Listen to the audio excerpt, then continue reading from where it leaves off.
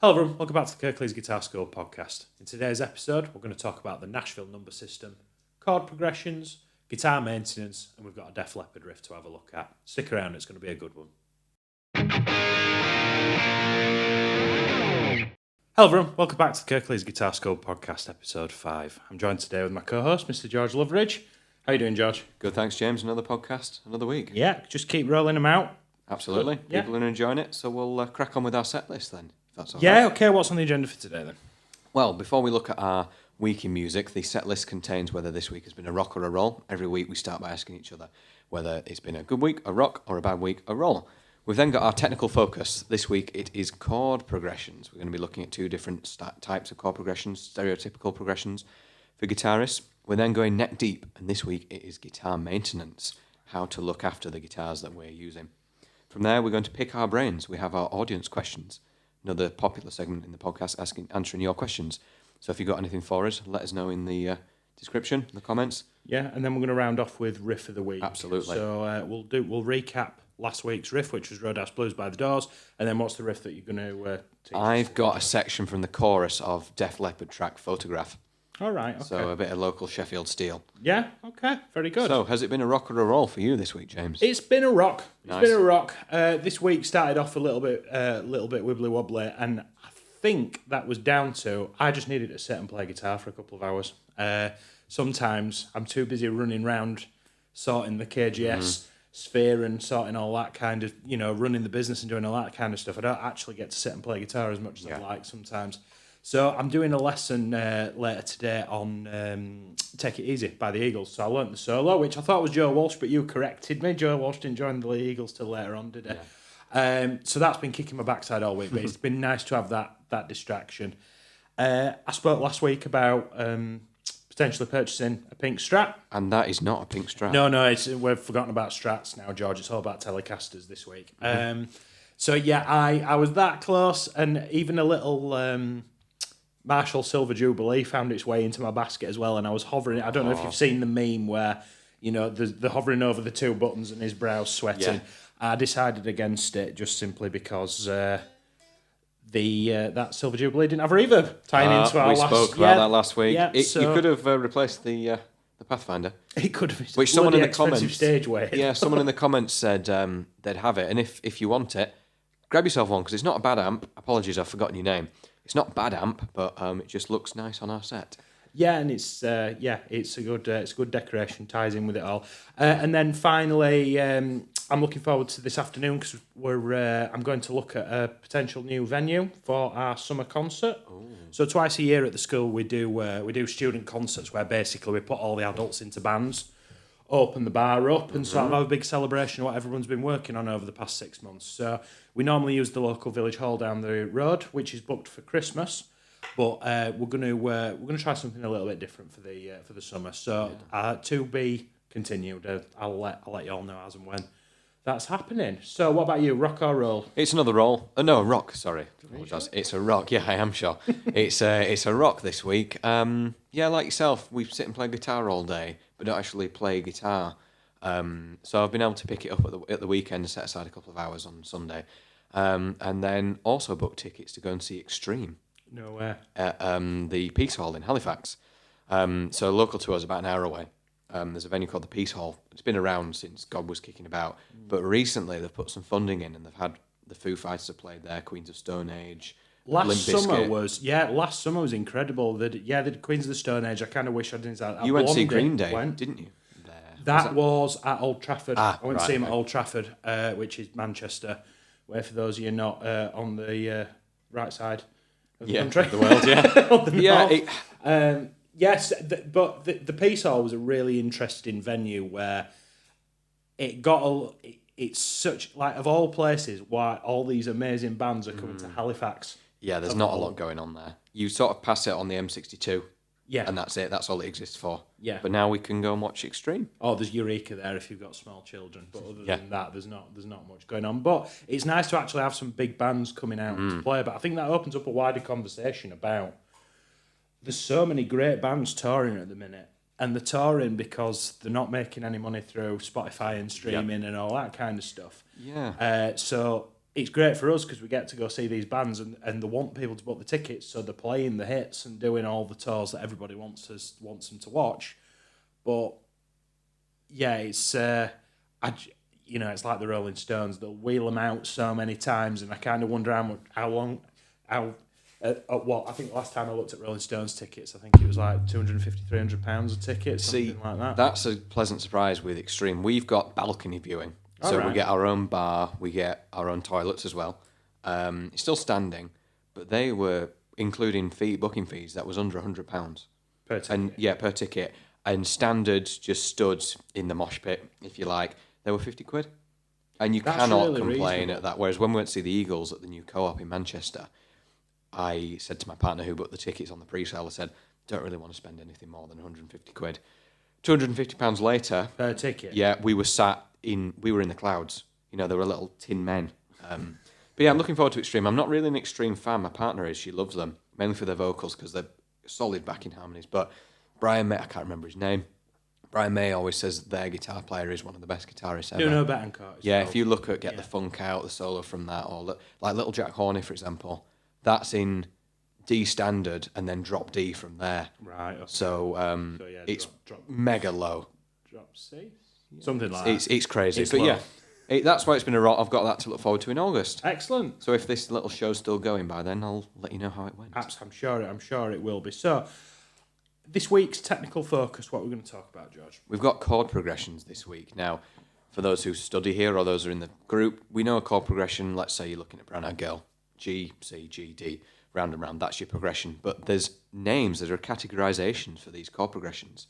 And they correspond to a number system or Roman numerals. And you're going to bring that in a little bit before we look at some examples. Correct. So, you might have seen, whether it's here in the KGS sphere or somewhere else, we talk about chord progressions where we apply numbers to them. So 1, 4, 5, 2, 5, 1, 1, 6, 4, 5. Now, I'm not just blurting out random numbers. What I'm doing there is called the Nashville number system. Now, the Nashville number system is a way of giving each of the 7 chords that are in the same key, a key being a collection of notes that work together really well. We assign a number to each of those. So let's talk about the key of C. I like to talk about the key of C. Sharps or flats. Correct. It's the easiest to remember. Now, don't worry about remembering the names of these notes. I just want you to take on board what I'm saying, as in how I'm assigning each of them a number. Yeah. So if we look at the key of C major, you've got C, D, E, F, G, A, because there's no H note, it goes back to A, B, and then back to C, and that gives you your 8 notes. Which on guitar, it's just your major scale. Yep. Right. Off the major scale, we can build chords. So you don't have to memorise this, but just for your reference, C major, D major, C major, D minor, E minor, F major, G major, A minor. Now, it could be B diminished, B minor 7 flat 5. It's kind of the Friday afternoon sweepings up is the 7th chord of the major scale. So, that's me. There we go, and then back to major. Now, those 7 chords, we can give a number. 1, 2, 3, 4, 5, 6, 7, and then back 8 is your octave, yeah. So we've assigned each one of those chords. Now, how I know which one's a major and which one's a minor, we don't need to worry about right now. No. We've assigned a number to each one of those chords. So if I had a chord progression in the key of C that was 1, 2, 3, what would those chords be, George? You'd have your C. You go to chord 3, and then chord 4, and then round and round so and round. So chord 1 is C, chord 2 is D minor, and chord 3 is E minor. So its chord progression would be C, D minor, and E minor. So what would happen if all of a sudden we had to change the key fairly quickly? Let's say we want to play in the key of D. Well, everything moves up by a tone. Everything moves up by a tone, but chord 1 would be D major, chord 2 would be E minor, chord 3 would be F sharp minor. So that sort of ties into what we've looked at before, how to write a chord progression, be moving up in different keys. Yes. Everything shifts, so like we spoke about, your C becomes your D, and then if you went up again, your D would become something else. It just goes on, G, B, A. Now, the reason it's called the Nashville number system is because essentially you can write a series of movements and a series of steps. And then whoever, because it's developed by session players in Nashville. Yeah. Most of the session players now that are busy and working are in playing on records for famous people are in Nashville, or LA is still but it's come from Nashville. You can write a song, but tying into our one of our previous episodes on capos, if you need to change the key so that the singer can sing it, you need to be able to do it in a flash. And a lot of these charts that you'll see in these recording studios, like famous studios in Nashville, like Blackbird and those kind of places, they're not sketching C, D, E, F, and G onto. They're scratching 1, 4, 5. Yeah. Because then if the key changes, they can just, because they know the scales well enough, they can just sort of pivot on a sixpence and play the song in a completely different key. Now, how does that tie into us on our little rock in the middle of the sea in England? Why is that important to us? Well, it's so that you know what the other guitarists that you're either trying to learn from or you're trying to jam with are talking about. So a 1, 4, 5 chord progression in the key of C would be C, F, and G. Now, a 1, 4, 5 chord progression is you will all have looked at a song like that. Heard it many times. It's a blues. Chord 1 would be a C. Now I could play that as C. I could play it like that, or I could go. That's chord 1. We know what that's at. Chord 4. Chord 1. Now, what I'm doing is, there's two kinds of people that listen, that transcribe by listening to music. There's those that have perfect pitch and can just hear naturally, so natural ability. Well, I don't know. I've met a couple of people with perfect pitch, and they say it's more a curse than a blessing. I think we've both got what we call relative pitch, Correct. where you sit and learn your craft so much that you sort of learn what's one of our tutors here was transcribing a piano piece for a student, and I was just sort of sat on my guitar and I was like, oh, we're in C minor there. You just sort of pick it up. Now, I couldn't have told you it was C minor without a guitar, but you can find it quite you quickly. need that That's your reference. relative, yeah. So, but how that ties into, like, there's two avenues you can go down with the number system. It's which, if you're using it as a vehicle for improvisation, you know what that chord, you know that 4 chord's coming next, and you can prepare an arpeggio or a set of notes that are within that chord, so you can do what we call playing over the changes. Alternatively, when I'm transcribing and I hear something, I go, oh, that's a 1, 4, 5 in C. I haven't even got to the end of the second sort of revolution of the chord progression, and I already know how to play it. And that's, I think, there's some folks talking in the Facebook group about transcribing and getting all that. How do you do some ear training and how do you hear these things? And it's experience In time, yeah. and learning lots of songs and being able to, like, if I said, George, what's the distance between these two notes? That's a fifth. Okay. How do you know that's a fifth? Because I looked at your fingers, which doesn't help. But you can, it's back to that experience thing. I can hear that is a fifth, and it sounds like no. That's I'm trying to think of a song that brings it up. But any power chord. Well, I think of the first two notes of the Styles thing. So, yeah. yeah. Like this one. That's a minor third. That I'm thinking 7 Nation Army. There's so many songs in it. So it's one of the most common ones is a 1, 4, 5 chord progression, which is in a blues. Sorry, we went around the houses a little bit there, but I feel like it's all relevant. It's not really as simple as a lot of these sort of 4-minute videos on YouTube lead you to believe. It's quite a big topic. You've got another progression to show us, George. Yeah. Just quickly on your 1, 4, 5. If anyone's seen Back to the Future, can't remember which one, but if you look at Marty, he says, guys, this is a blues in B. It's actually B flat in real life. Yeah. Watch out for the changes. Well, all those musicians, let's say hypothetically in real life, blues in B, they know it's 1, 4, 5. You're not just working around a key. Do you know something really, really, really, really, really nerdy around that? He plays a Gibson hollow body. I think it's an ES355, I think he's playing, which is what Chuck Berry played. Yeah. The movie's set 2 years before Gibson released that guitar. See, this is when you said Joe Walsh plays Take It Easy. I just went, no, actually, he didn't join. But that's it. That's what we do as musicians. He got his glasses. Sadly. Yeah. Did that. Get the ad noise out. So I've got a chord progression. Now, this is colloquially called the 50s chord progression. So sticking with the Johnny B. Good sort of thing. Now, it's not Johnny B. Good, but the chord progression in question, I'm going to stick with C for the time being. I've got C major, number 1. I've then got chord 6, which is a minor, which is A minor in this case. I've then got F, which is chord 4, and then a resolve on the 5, which I put a 7th in there. So I've got 1, 6, 4, and 5. Now this is called the 50s chord progression. You'll have heard it. It's lots of songs use it now. Yeah, but it goes round. That doo-wop kind of. Doo-wop. Run Around Sue Dion, or Dear Future Husband Meghan Trainor, if you're that way inclined. Or Sleepwalk. Sleepwalk. Yeah. That actually has an F minor for the 4. But that's well spotted. That's get the slide out, put my guitar flat. So that's the 50s chord progression, and you've like Earth Angel, the Penguins, all that sort of stuff. Now that sounds really nice because we play a 5 chord right at the end. Now we're talking about 5th a second ago.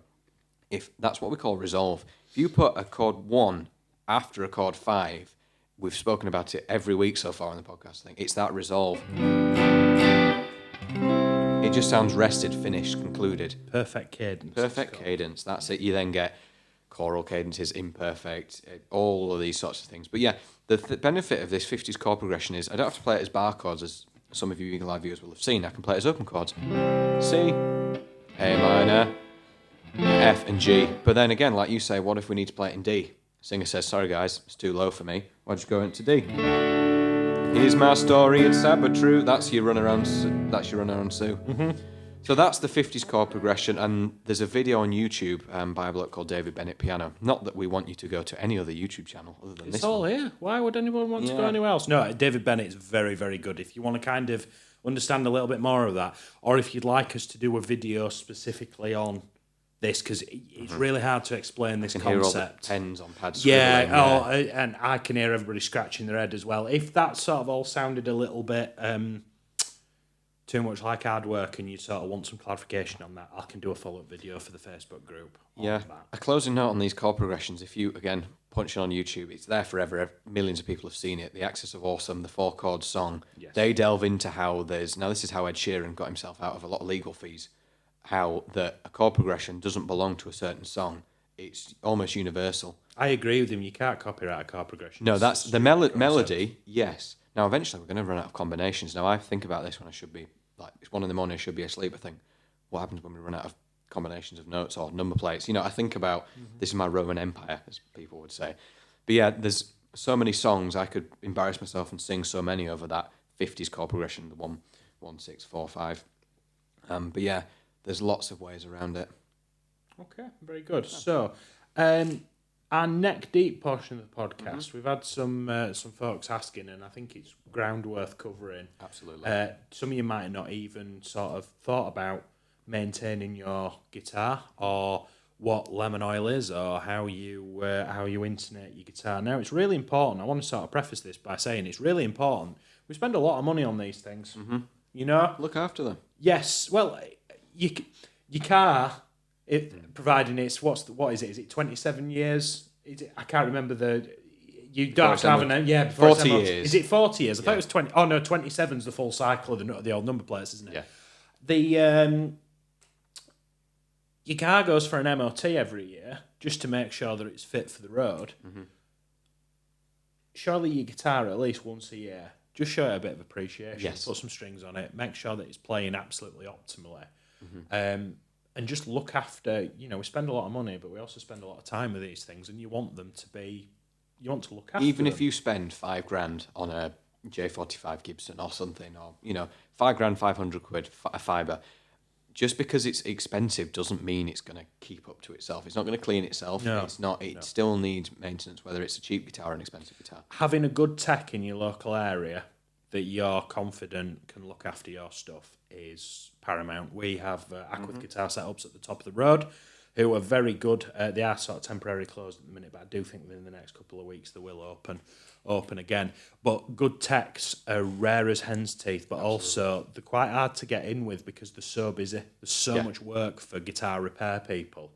And and I've never known anyone be able to keep up with the demand that there is in the local area. A good luthier, a good setup. It's Yeah, hard, and book in with those guys regularly to look after your stuff, because if if you spent $3,000 on a Les Paul, it's like putting budget tires on a sports car, isn't it? You just don't do it. You want to protect it. It's like good, decent branded strings or good quality strings, regardless of the brand, really. So how do we keep our guitars in tip-top condition, George? Well, before we go any further, I'd like to say there's a few things we're going to talk about today that you can do in 5 minutes, relatively easily. It's not going to make a difference to how it sounds, which is there's aesthetics, hygiene, and there's sound as well. Hygiene is a big Now, thing. I said to you before we started this, if my boiler starts making a weird noise, I'm ringing the plumber. Now, there's a few things that detrimental is a strong word, but there are a few things you can do. I had a bass student, if you're watching, hello, you only live over there. They once adjusted their truss rod, which we'll get into a second, and they brought it to their lesson and said, I read some stuff online, adjusted the truss rod, and it was unplayable. It's amazing how much damage you can do very quickly. So let's start there. Let's start the important So the truss stuff. rod, unless you know what you're doing, please don't mess with the truss rod. The truss rod is essentially a giant rod that goes between either end of the neck, so George's guitar's got a skunk stripe on the back, which is how they put that one in. This one doesn't. This Telecaster doesn't have one. This one's sort of loaded through the top. Now, if you tighten the truss rod, the neck will start to... essentially, you want to tighten or loosen the truss rod to get the neck straight, or just sagging just a little bit. It's because a lot of students say, why does my guitar go out of tune? You've got wood and metal, both of which react to different temperatures. And are under quite a lot of strain, tension with the strings on the guitar. Now, that adjusts how much relief you've got in the neck. Now, if you over-tighten that, you will... Once you kind of over-tighten that, or round off the screw, or you can take that past a point of no return, and then your guitar's firewood. Yeah. Now, if I did that on this Telecaster, a comparable neck of the same quality, if I can find one that fits it, for starters, is probably in the region of £200 to £300, which is a really expensive mistake. Yes. If you do that with a Gibson with a set neck, that's... So on a Gibson, you probably start to see the nitrocellulose finish cracking on the headstock if you were to break it. So unless you have a lot of experience... put it this way, I've played guitar for 20 years, and I've only just started adjusting truss rods on guitars. It's taken me that long. Well, I tell a lie. I did it with a Tokai Les Paul copy, a black... Do you remember that black Les Paul I had? Yeah. Yeah? Yes. I did it. You're saying yes, but I don't believe... No, I think there were a lot of guitars when you were young. It was like cheap meals. They were just in and out. Yeah. I had a black Les Paul, like a studio style one, but it was a Tokai. It was a Chinese made one, and I could never get it playing right. And I just kept tightening the truss rod, tightening it, and I ended up busting the truss rod in it, and the guitar essentially went to the tip. And it was a £300 guitar, which at the time, and still is, £300 a lot of wages money. back then. But yeah, at my little Saturday job, I had to work quite a few Saturdays to save up to buy a guitar to replace it. So what can we do that's relatively safe and we're not going to screw up? So one thing, when you change your strings, a lot of players will change their strings quite regularly, and that's another episode in itself because it's very visual. So if you're in the car or making your tea, we're not going to go into how to change the strings. But one thing I like to do is put some graphite in the nut when I change the strings. So now you can loosen the strings off. Now, you can buy all fancy sort of stuff, but I just get a sharp pencil. Don't know about you, and this is how I've never done this. I keep going, I should probably do that. The science behind it is that the nut, a lot on guitar, like this guitar is a budget style guitar, and so it has a plastic nut, some have bone nuts. Now, if I just move it into my shot a little bit better, what I do, I take the string off and I put a sharp pencil and just sort of colour in the gap where the string would sit. Now, the idea of this, it lubricates the nut, so it allows the string to sit better. And the benefit... Could you use WD-40? I've not done that. No, don't, is the answer. Yeah, because you've got a lot of wood and your hands are getting old. Yeah. But the benefit of that is that the string, in theory, should stay in tune for longer because it's got more freedom to move. It's not as tight. So you think when you tune the guitar, obviously you're tightening the string, so the string is passing through the nut. But it's not just tuning the guitar. No. It's bending strings. When you're bending strings, you put, it is sort of all Tension's there. incrementally, it's moving ever so slightly in that seat. Now, it can actually play a guitar for so long that if it hasn't been lubricated, it actually saws through. Yeah, I've the seen a note. few. So, that's when you're changing your strings. I wouldn't do it every time. To be honest, No. I haven't done it. I've never done it personally, but my guitars all go for a decent setup every once in a while, and I'm assuming it's done there because I've never had any problems. Now, there's another thing you probably... I do it once a year on my guitar. A lot of my... Because I spend a lot of time playing guitar, I'll probably change this, like, say, a main gigging guitar. That'll probably get 6 or 7 sets of strings a year, if not more. A normal guitar that just sits on the shelf, that might get 1 set a year. But there's one thing I do once a year that you've got down here that we do once a year. Now, you say you do this once a year, but every time I change strings, I do this. Well, that's the point I was making. If I'm changing the strings on my Malibu, every time it'll get... But if it's a guitar that only gets its string changed once a year, that's when the lemon oil will go on. It's called lemon oil. Now, it's not actually made of lemons, it's just the scent. This is a D'Addario one. I tend to buy a pot of this, and it lasts me ages and ages and ages and ages. You didn't have that beard when you bought that pot, put it that way. No, I think I've been through one since, but Right, yeah, okay. I tend to lose them before I use Fair enough, it fair all enough. up. And you dab this on your fretboard, rub it in with a microfiber cloth, and it sort of keeps the... You see, this guitar is a really great example of it. Can you see how the fretboard is really dark? Mm-hmm. Now, I think it's particularly the cut of wood. The finish, yeah. It's just a really good piece of wood that they've used for the fretboard on this guitar. Whereas, like your guitar, for example, George, I can see it from here. See, this is why I'm getting onto this, because this belongs to my partner. She's very kindly let me borrow it for today. This was purchased only in 2021, 4 years ago, and it was on the same strings, same setup, and it was horrible. It was horrendous. But I have done, we'll get onto a few more in a second, all of these little adjustments in about half an hour with a string change, and it's now a usable item. It doesn't pop, it doesn't fart, it plays nicely. But yeah, I put lemon oil on the fretboard because it was dry. It's like when you polish a set of leather boots, you can sort of see the polish seeping into the leather because it needs feeding. Wood needs, you put polish on your floor potentially or your ornaments. I think also, while we're on it, while you're cleaning your guitars, there's lots of products that you can get to clean your guitars. Please don't use regular furniture polish. My sort of, like my J45, for example, gets a lot of hammer. Every time I change those strings, I give it a good clean as well, because it's just, some guitars attract grime a little bit more than others. White guitars, white pick guards, yeah. But my J45 particularly, because we wear the KGS hoodies, when I'm strumming that, almost the dye sort of seeps into it a little bit, and it is always going to be a bit like that. Yeah. Now, in hindsight, I probably should have gone for maybe a sunburst one. Yeah. But hey ho, hindsight's 20/20, isn't it? But whenever I do a string change on that guitar, and I sort of feel like it needs a little bit of TLC, I'll take the strings off the guitar. Now, if it's got a fixed bridge, you can take all the strings off of the guitar as long as you're willing to put them on relatively quickly. Yeah, okay. And this is another one of those where Reddit's going to get cross with us and go, oh, well, you shouldn't do that because of the tension and one thing or another. I haven't. If it's got a tremolo, do one string at a time. If it hasn't, like this Telecaster, I'd take all the strings off. And what I'd do is I'd take all the strings off, I'd give it a wipe with a very, very, very lightly damp cloth. The whole guitar. I will then use some guitar cleaner if it needs it. And I'd Dedicated product, and I would I'd follow the instructions on the bottle for that. I use some Fender custom shop branded stuff. It's probably all the same, and it's probably all made in the same factory, but that's the stuff that I buy. It's the cheapest on Amazon. And then buff all that out. I will then take a dry cloth and just give it a once over. Then I will, with a third cloth, I'll oil the fretboard.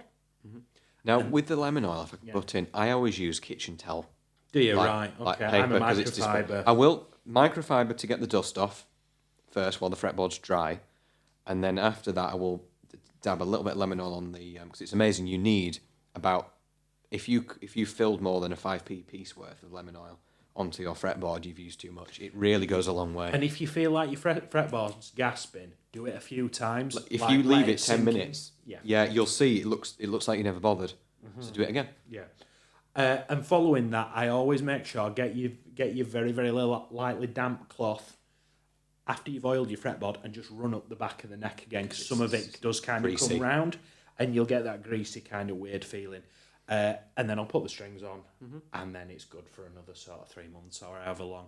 My guitars all kind of, my main ones sort of get strung. In theory, should get strung about every 3 months. They absolutely don't, because it'd take me all day if I wanted to do all of them. So, have you, intonation is a big thing. So intonation is you can adjust these little grub screws on the bottom of the bridge. Now, this is for electric guitar. You don't really... If your intonation needs setting on an acoustic guitar, take it to a tech because it's a lot more involved, is that. But you can adjust these little grub screws on the bottom of the bridge to give you a slightly different... basically, let's say this note here is an E. Well, we're not saying it's an E. It is an E. In theory, the 12th fret of the same string should be an E as well. Now, sometimes you come across a guitar and that note isn't an E. So if you're playing down here and it sounds lovely, and then you're up here, or playing with a capo really exposes it. And it sounds really gross. So how do you adjust that, George? So if I make sure my amps off, I'll unplug this guitar now. This is how I've always done it. Now, first of all, this didn't play very nicely because the intonation was out. Now, this is quite a cheap squat. It's sort of the cheapest way to get hold of a headstock with the Fender logo on it. This doesn't have a tremolo, which is blasphemy on a Strat. It's a string-through bridge, so the strings go through the bridge rather than through the body. What I would do, this is I've got a tuner in my hand now, electric tuner, whether you've got a pedal tuner. You want the tuner to go directly into your guitar. We're not using the cheap apps. We're using a proper dedicated tuner. Because you want accuracy. Now, I play an E string. You might not be able to hear this.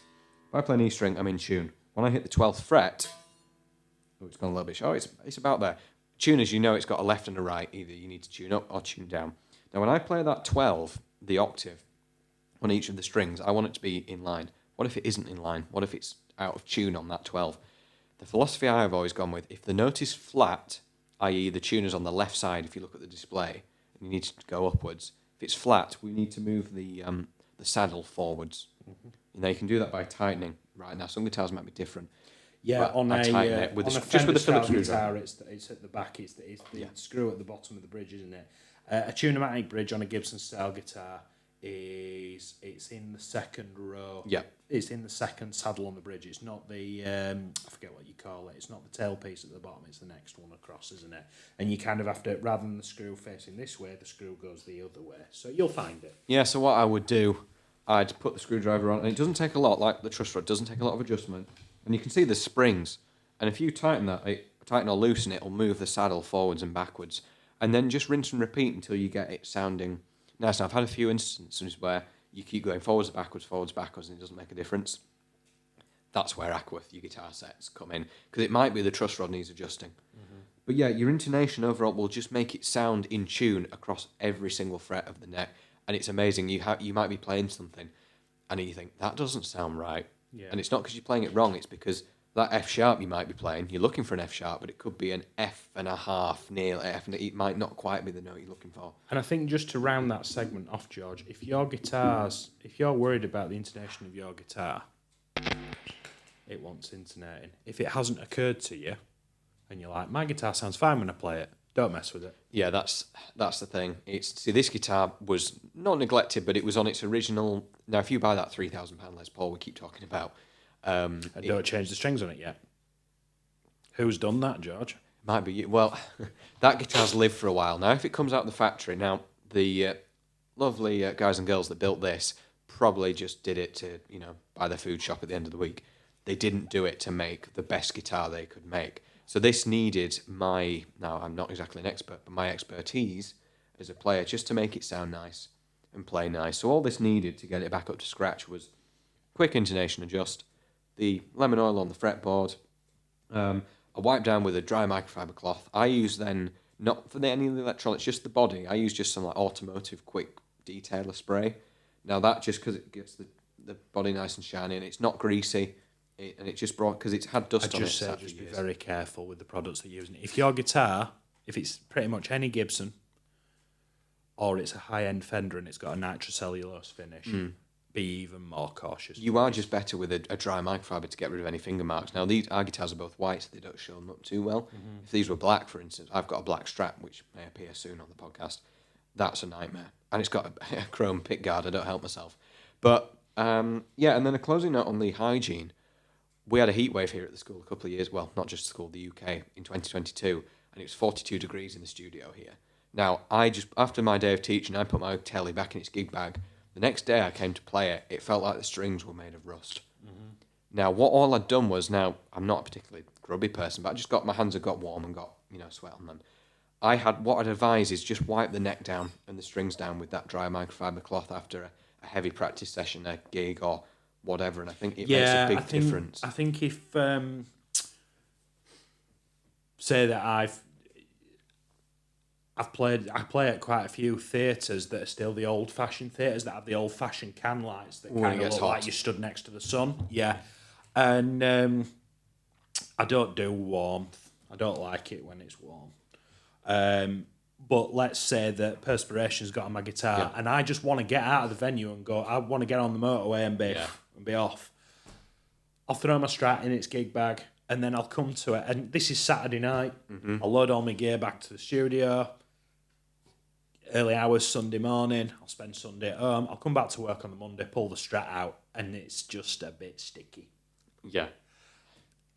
Clean that before it gets... just get it off because it's moisture. You're trapping the moisture in your case. But if your strings are getting rusty and your strings are getting grubby, that's all like dead skin and stuff on your fingers. And that's another thing. Like if you play somebody's guitar, wash your hands.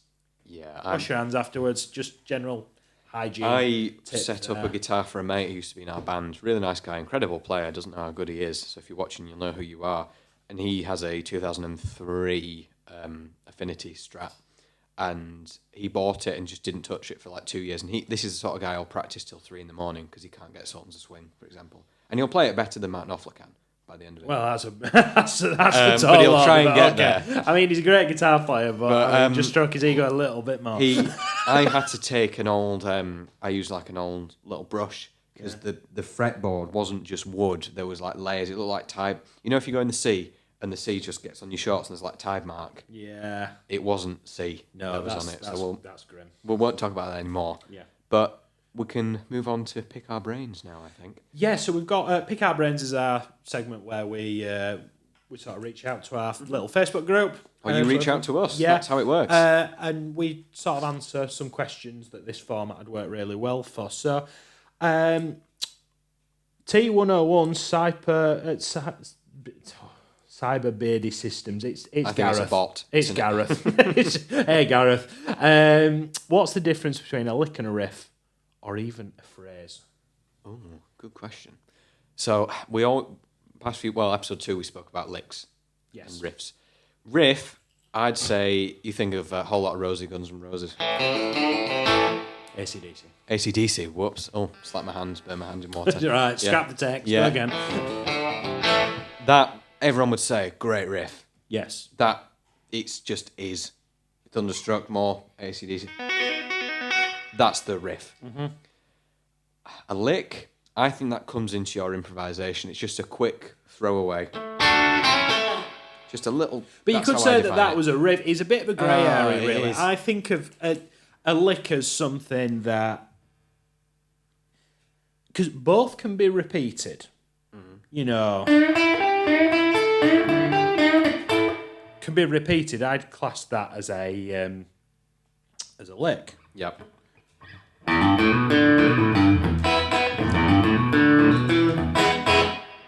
That's a riff to me because it's a recognisable. I think a riff is kind of, you think of a riff as a focal point of the song. A lick is more of a slightly less memorable, but still memorable part that could be tied into a guitar solo and tends to be on the treble 3 strings of the guitar. Yeah, and it comes back to classical music, what we call a motif. If you think of Star Wars, ba, ba, ba, ba, ba, ba, that's what we call a leitmotif, L-E-I-G-H-T. And a leitmotif refers to, now this is film scores, but it refers to a character's theme. When Luke Skywalker comes on the screen, you've got... Da, da, da, da, da. Yeah, it's almost like I didn't really notice it as much until my children have sort of got back into... I say get back into... They've recently discovered Harry Potter. Okay. And I've always known, Yeah.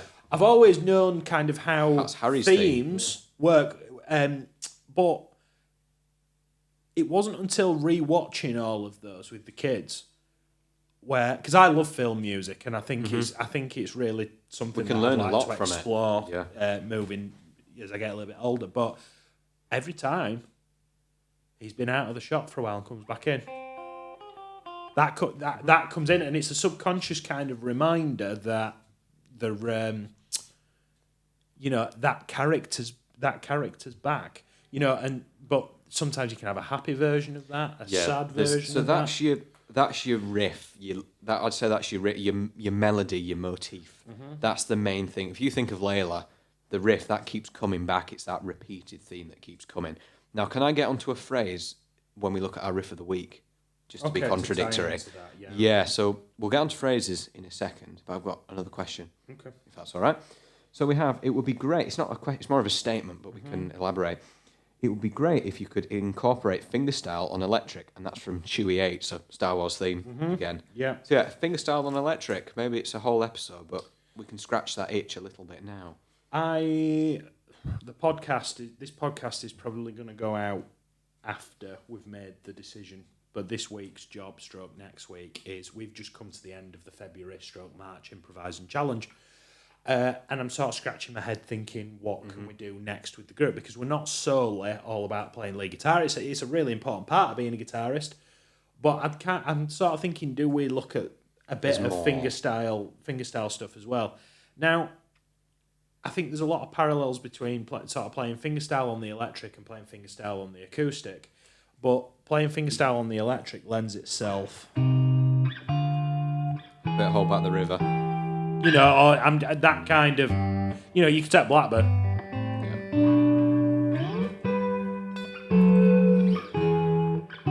Yeah. I'm paraphrasing. Yeah. But it's not really a question. We could potentially think of Brown Eyed Girl. Instead of strumming, you're picking. Yeah. A good example is Shallow. Yeah. Because I wouldn't call that a fingerstyle piece of guitar, but you're just resting your hand on the bridge like we spoke about the other week, and you're arpeggiating that chord, which means picking the individual notes within that chord. Jeff Buckley's version of Hallelujah. Oh, love all the chorus and reverb you like. Oh, I've got a cap on. Is it capo 5? 5 or 4, yeah. And he plays it on a telly as well, yeah. So you could kind of go down that sort of Jeff Buckley, James Bay, kind of singer-songwriter, even some sort of early Fleetwood Mac stuff. You've got Landslide as well. Capo on 3. I'm kind of thinking that might be a focus of one of the challenges, where the end result is learning to play Landslide, maybe. I think that may be the way to sort of start thinking about the challenges is have an end goal and work backwards. Yeah. To be continued. But I think if you want to get into playing fingerstyle on the electric guitar, I think you need to first define, are you playing fingerstyle to popular songs in place of strumming? Because that's its own thing. Yep. Or are you trying to do the...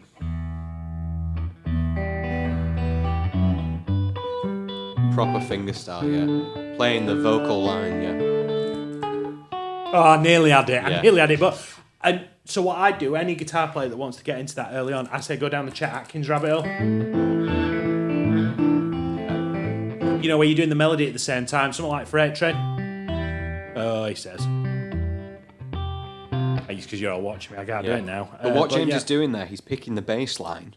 So bass players, we've got some bass this week. So he's picking the bass line, the chord, and the melody line. So your right hand or your picking hand is constantly moving. Right, I've got it. I've got to play it now. Okay, go on.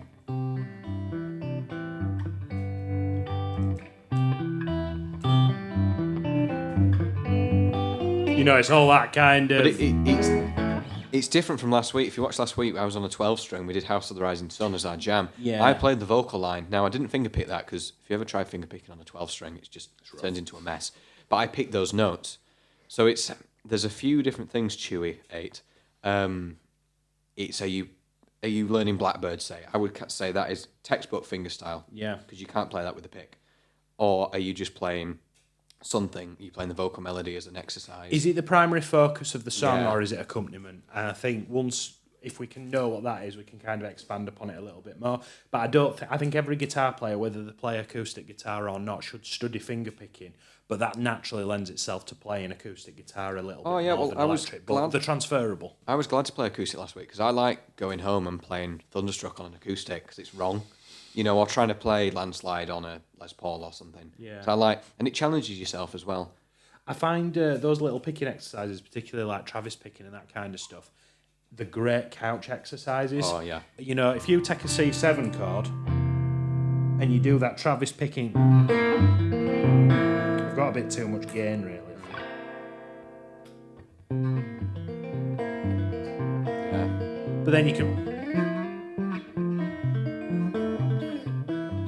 145. Yeah, and there's your blues. It's that kind of... I think anybody can... Scotty Moore's another great guitar player who did fingerstyle on electric. You think Mystery Train? Yeah. It might be getting a little bit too country and western for you, Chewy, but I think it's such a big topic. We need to know a little bit more. So hopefully you got something from that, and maybe you follow up, and we maybe revisit it in another couple of episodes. So last week's riff of the week was Roadhouse Blues. Yeah.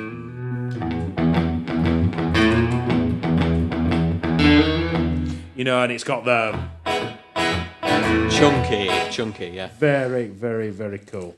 What are you going to teach us to play? So this week we've got the chorus part of Photograph by Def Leppard. Now this comes into what I deem as a phrase. Now the riff, not to be confusing, but the riff in question for riff of the week is this phrase. So this is the chorus section for Photograph by Def Leppard.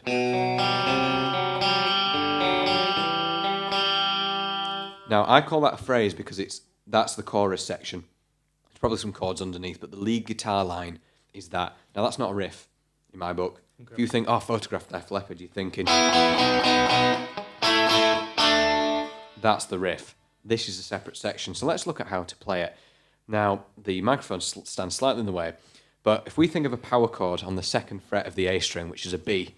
Now what you want to do for that is just elevate your fingers so you're going to be able to hear an open G underneath. And I'm going to arpeggiate those, pick them one at a time. So I'm picking A, D and G across that B power chord shape. What I'm going to do now is slide my index finger across to a C note, which is the 3rd fret. Sounds quite mean already. I'm then going to make a major 3rd shape. So this is a D major arpeggio. So I'm going to have my middle finger on the 5th fret of the A string and my 1st finger on the 4th fret of the D string. Now every time we've got that G, it's like what we call a pedal note. It keeps coming back. Now for the conclusive part, if you can reach from that D shape, I'm going to put my pinky on the 7th fret of the A string and pick that down again. That's now an E with it. Is it a 2nd in there? I think it's a minor 2nd rather than a minor 3rd. And then we run all those 3 together again. Riff of the week, it's aimed, you can listen to it or have a go at playing it. But that's what we've got. So I'm not sure I've got that. That's it. Now, it is a stretch putting your pinky on. You can always adjust your fingers. The way I used to play it was with my ring finger and my 1st on 7 and 5. But it's a bit more awkward. Guitarist lazy, rule number 1. If I can put my pinky on, I will. Excellent. So that's the phrase of the week. Yeah. For riff See of if the anyone week. can get that in the Facebook group. That'd be really cool. Yeah, put a video in and have a look at the song because I quite like the song. It's not Pour Some Sugar on Me, but Photographs one of their earlier stuff. That's what Brian May actually heard.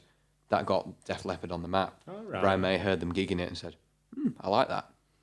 So yeah, good. Right then, so let's round things off for today, George. What have we talked about today? So our set list this week, we looked at our technical focus, which were chord progression. James explained the Nashville system, the 145, the Roman numerals. From there, we had a 145 blues. That's your blues progression, 145, regardless of key. I then had the 50s chord progression, your 1, 6, 4 and 5. From there, putting me on the spot remembering it. Our neck deep segment this week, we talked about guitar maintenance.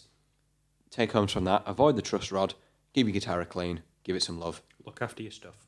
Yeah, basically, that's what it comes down to. We have to teach a lot of kids, a lot of them eat their fish fingers and beans and then go and play guitar. We don't want to see that. And then we took some audience questions, which was difference between a lick and a riff, and then incorporating some fingerstyle on electric guitar. And then we had a look at the riff photograph. Yeah. So we will see you next week. Thank you so much for watching. Let's play them out, George. Let's have a jam in C minor. Okay. I'll give you some backing to start off. See you later, everyone.